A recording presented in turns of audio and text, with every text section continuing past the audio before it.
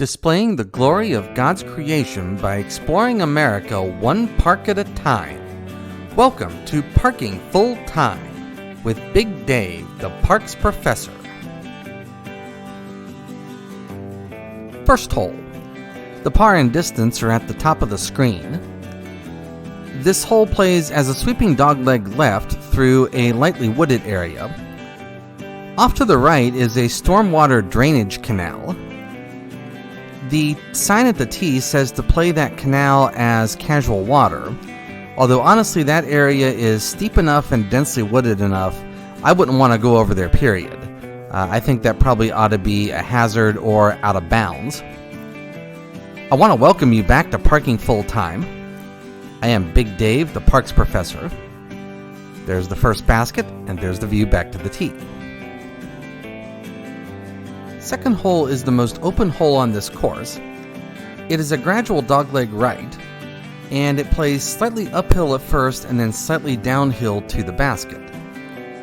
I didn't mention this on the first hole, so I'll mention it now. We are at Bradley Community Center and Park. We are in Gastonia, North Carolina. This park is close to I-85 exit 20, and therefore we are on the west side of Charlotte, North Carolina. Nice, simple, and straightforward hole. The drainage canal is a decent ways behind the basket. I guess you could throw there with a really bad throw, but it's far enough away it really shouldn't bother you on that hole. The third hole plays slightly uphill, but more importantly, it is a very sharp dogleg left. In fact, this dogleg is so sharp it almost bends back on itself. The hole almost bends back on itself. There is a mando on the inside of the dogleg, so you can't cut off too much of the dogleg. And because of the dogleg and because of the dense woods as you see here, even though this is a fairly short hole for a par 4, I do think it does make sense to make this hole a par 4, as opposed to a par 3. I don't like these sharp doglegs, and there are several of them on this course. This is the only one we'll see on the front 9, but we'll see several of them on the back 9. And that, in my view, is one of the downsides and one of the weak areas of this course. Hole number 4, and this is the first truly straight hole on this course. The terrain here is pretty flat, but as you can see, it's densely wooded.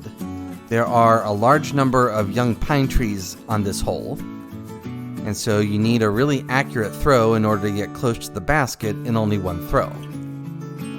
That's Modena Street you see off there to the right.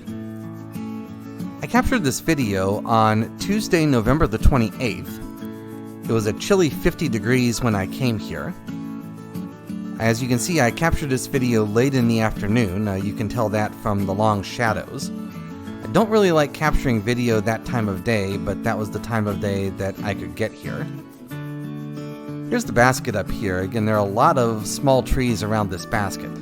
This is a pretty challenging hole for a par 3. The fifth hole is another tight straight hole. It's not quite as long as the previous hole, and it's also placed slightly downhill. It's maybe not quite as tight as the previous hole also. So if you thought the previous hole was a little too hard, then this one, maybe it's definitely easier, maybe it's a little bit too easy.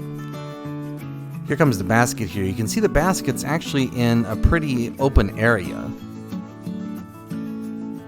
There used to be a tree right in front of the basket there, but not anymore. The sixth hole is another short, tight hole, so maybe this course gets a little bit repetitive here. It does play slightly uphill, and as we're going to see, it's also a sharp dogleg left. The basket is out here by the edge of the trees, and one of the main things to know about this basket is there is a steep drop-off right behind the basket. That is the park entrance road you see there behind the basket. And so you don't want to overthrow here. If you overthrow, you can get a bad bounce off that hill and your disc can roll a long ways. The seventh hole is located across the park entrance road from the sixth hole. And the park entrance road, which you see to the right here, is out of bounds on this hole. This hole is gradually uphill. It's also fairly open, with just a smattering of trees that you have to deal with. And so it is a nice change of pace from the tight wooded holes, which were the previous holes. I'll also say a word about course constructions here.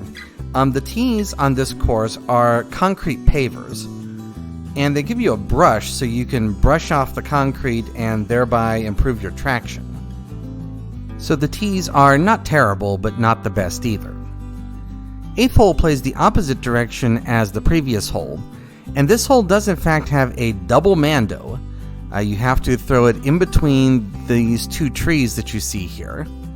Not really a fan of those mandos, but they're there.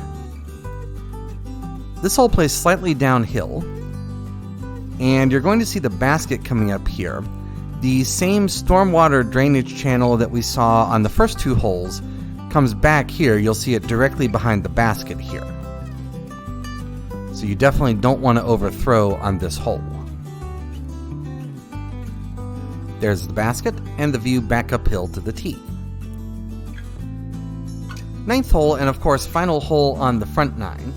You have to throw out of this narrow and low ceiling here gap in the trees, but then this hole really opens up.